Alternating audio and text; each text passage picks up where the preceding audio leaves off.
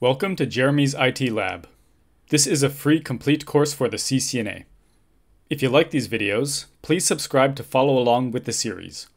Also, please like and leave a comment, and share the video to help spread this free series of videos. Thanks for your help.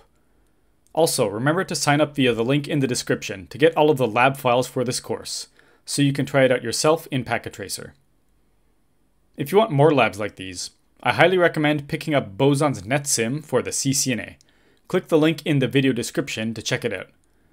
It's a network simulator like Packet Tracer, but it's even better, and it includes all of these guided labs to not only help you get hands-on practice configuring and troubleshooting, but also deepen your understanding of the exam topics. I used it myself when studying for my certifications, so I feel confident about recommending it to all of you. If you want to get your own copy of NetSim, please follow the link in the video description. In this lab, we will go through the configurations covered in the lecture video. Let's get right into it.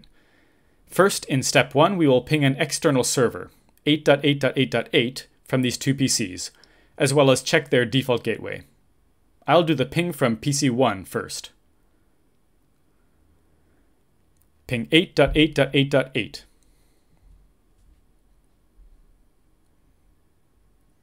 Okay, the ping works. Now, let's check PC1's default gateway. On a PC, you can use this command, ipconfig, to check the IP settings.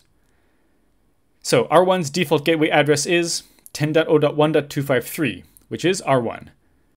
Now let's check on PC2. First, I'll ping the server. Ping 8.8.8.8.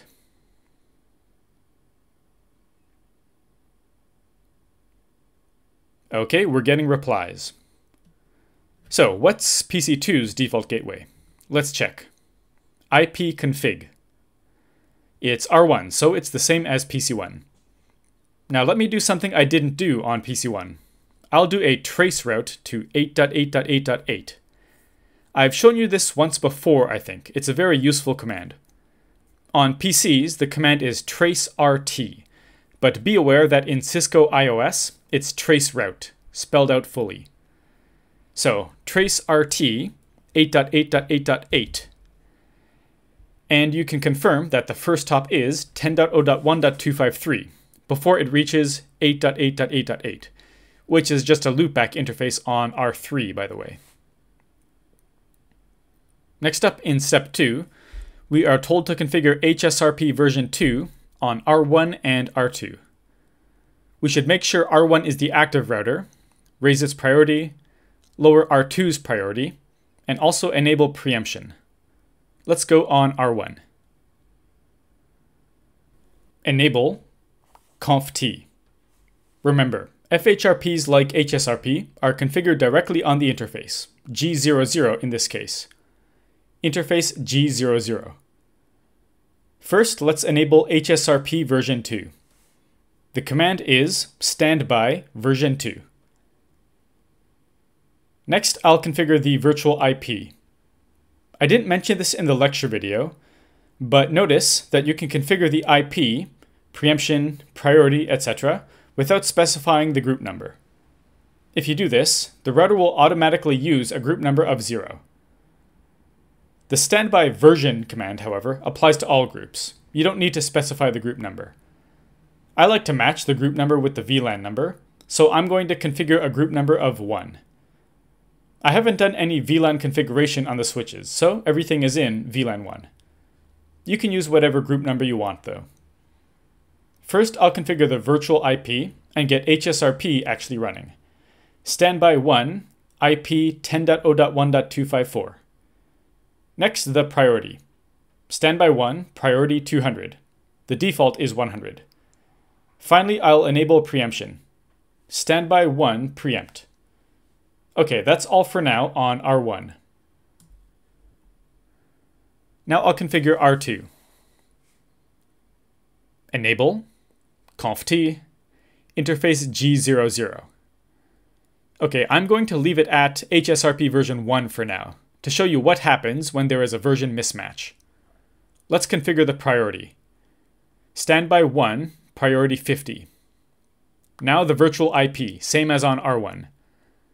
Standby 1 IP 10.0.1.254. Now I'm going to click this arrow here in Packet Tracer to fast forward 30 seconds.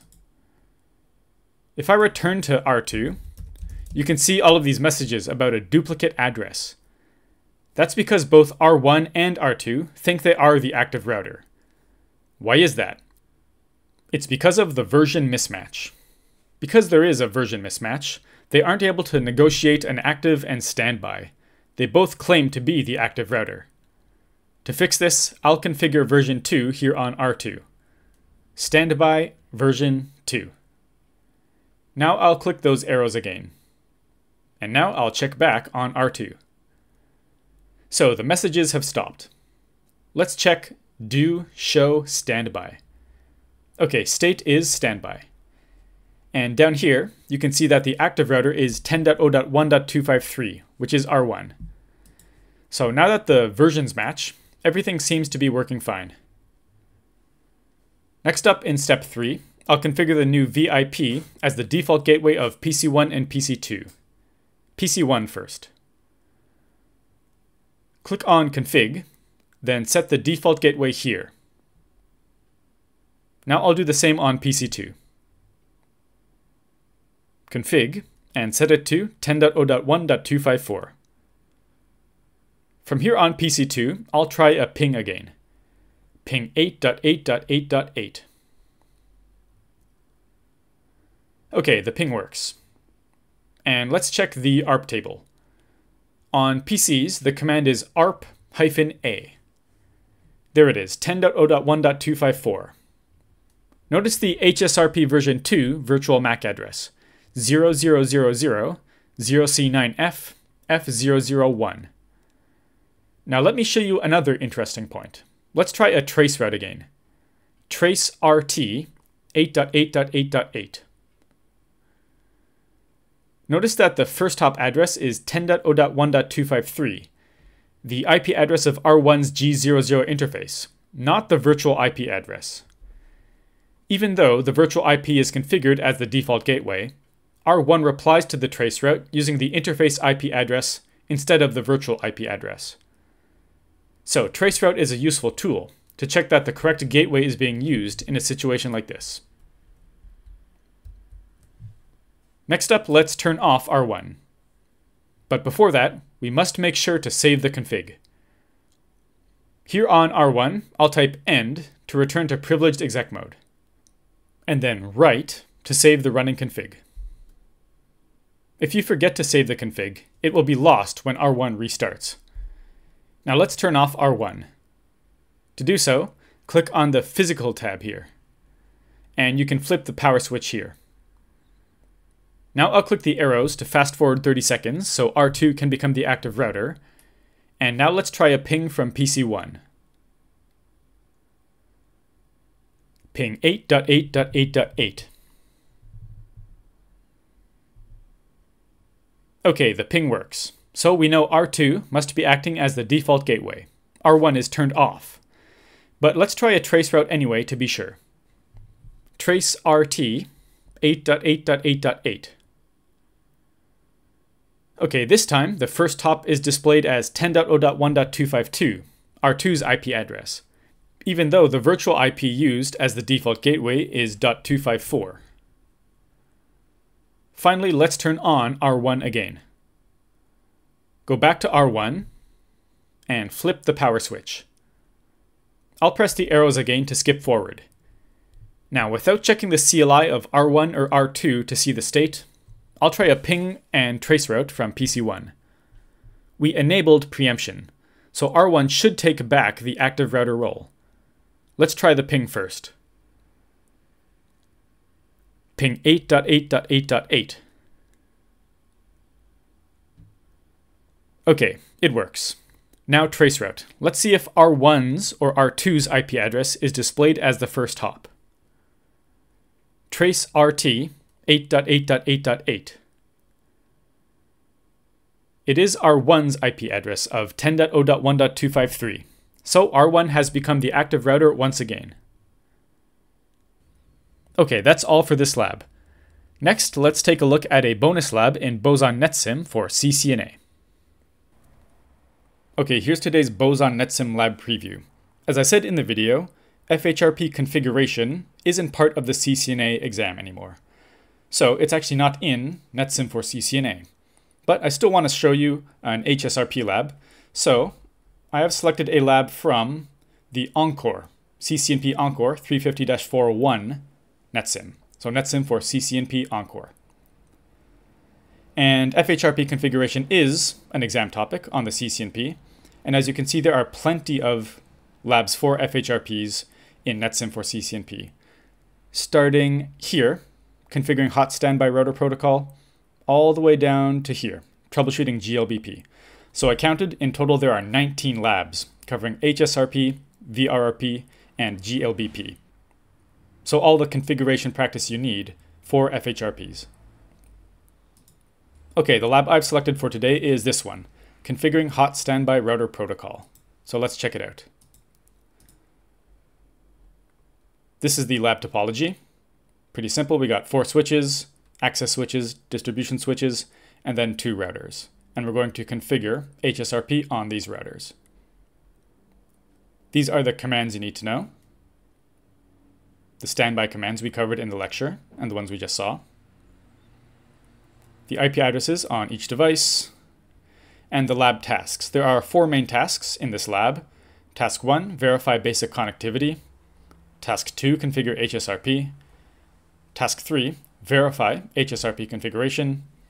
And task 4, assign HSRP priorities and preempt.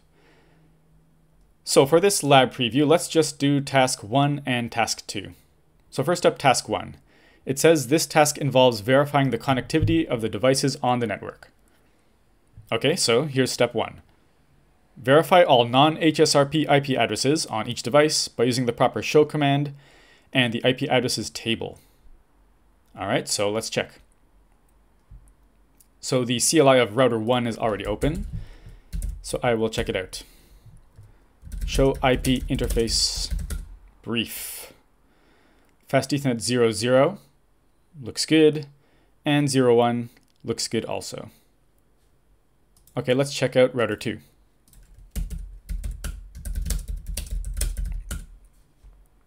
Fast Ethernet 00 is correct, and Fast Ethernet 01 is correct as well. Now let's check out the switches. Oh, I'm getting an update for NetSim. I will not download that now. Okay, A switch 1. It has an IP address in VLAN 1. Show IP interface brief. And the address is correct. How about access switch 2? The address is correct. Okay, next the distribution switches. Enable, show IP interface brief. VLAN 1 looks good. Fast Ethernet 345 look good. And HSRP, I guess we will configure later. Next one, D switch 2. The VLAN 1 address is correct. And Fast Ethernet 3, 4, and 5 are correct also. Okay, last up, the 2 clients, the 2 PCs. So to check the IP address here, let's use ipconfig. IP address 3.30 looks good. The default gateway is 3.3, which is correct. And I guess later we will change this to use the HSRP address as the default gateway. Okay, finally I'll check on client 2. ipconfig. IP address 3.30, or sorry, 3.40.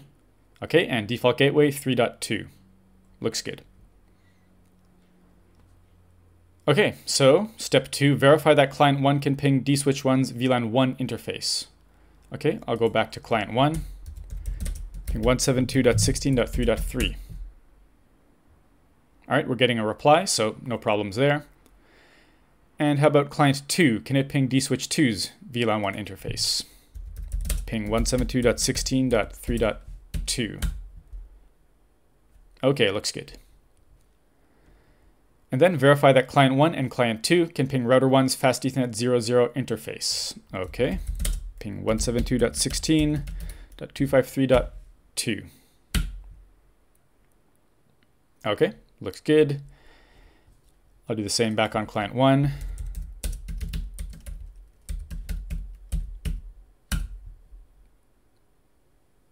Okay. Router 1's fast Ethernet 00 interface. Oh, it's not labeled here. Okay, well, we can ping it, so that's not a problem. Actually, let me use CDP to see what's connected here. This is a command we'll cover later in the course. Show CDP neighbors. Okay, so fast Ethernet 00 is the one connected to dswitch 1 here. And fast Ethernet 01 is the one connected to dswitch 2. Got it. Okay, that's task 1. We verified basic connectivity. Task 2, configure HSRP. So on dswitch 1 and dswitch 2, create an HSRP group with a group number of 3 and an IP address of 172.16.3.1. Okay, so this is something a little different. The distribution switches are going to be the default gateways for the clients, for the subnet. So instead of configuring HSRP on the routers, like I said earlier, we're actually going to configure it on the distribution switches. And you can do that on layer 3 switches. Okay, good. So this will be something a little different. Okay, so here on dswitch 1, conf t. And what is the interface? It's VLAN 1, right? Do show VLAN brief.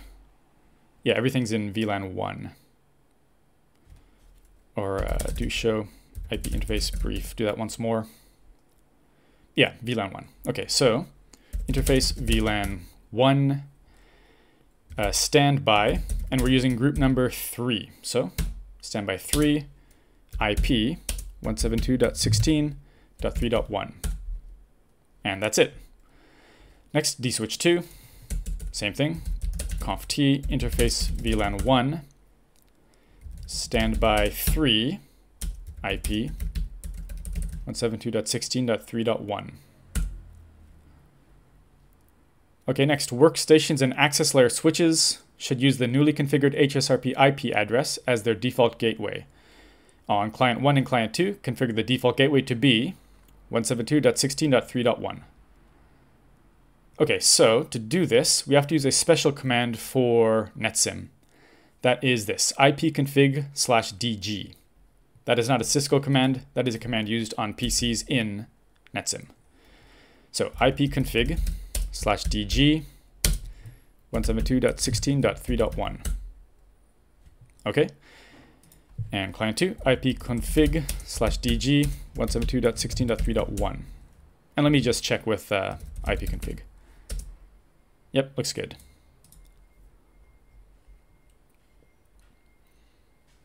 Okay, next on aswitch 1 and aswitch 2, configure the default gateway to be 172.16.3.1. Okay, so this is, again, something I haven't covered in the course. So aswitch 1 and aswitch 2 are layer 2 switches.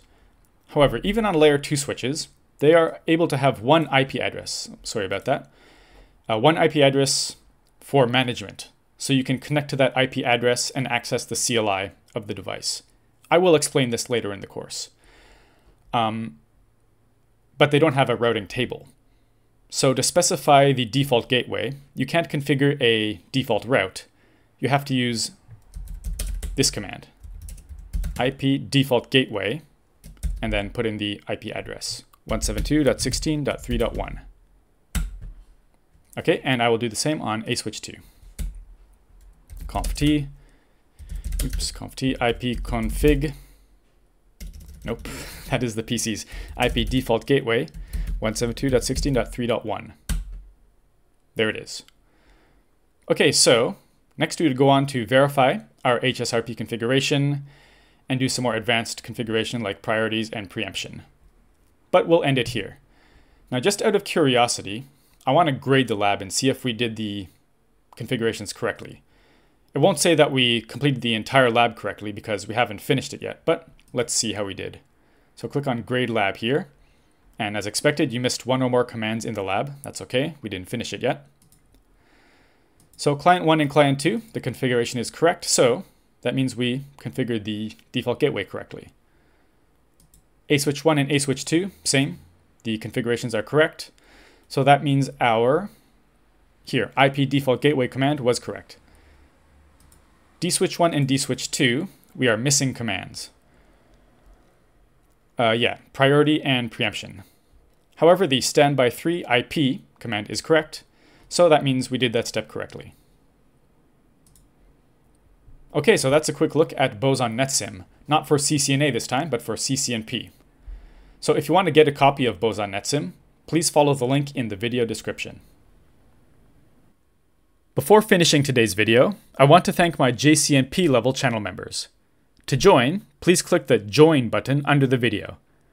Thank you to Tsepiso, Justin, Loki, The Gun Guy, Neil, Alexa, Prakash, Nasir, Erlison, Magrathia, Apogee, Wasim, Marco, Florian, Daming, Venkatesh, Koni, Joshua, Jilmar, Samil, Ed, Value, John, Funny Dart, Scott, Hassan, Gerard, Joyce, Marek, Velva Jacob, C-Mode, Johan, Mark, Yusuf, CD, Boson Software, Charlesetta, Devin, Lito, Jonathan, and Vance. Sorry if I pronounced your name incorrectly, but thank you so much for your support. One of you is still displaying as channel failed to load. If this is you, please let me know and I'll see if YouTube can fix it. This is the list of JCNP level members at the time of recording, by the way. September 22nd, 2020. If you signed up recently and your name isn't on here, don't worry, you'll be in future videos. Thank you for watching. Please subscribe to the channel, like the video, leave a comment, and share the video with anyone else studying for the CCNA. If you want to leave a tip, check the links in the description. I'm also a Brave verified publisher and accept BAT or Basic Attention Token tips via the Brave browser. That's all for now.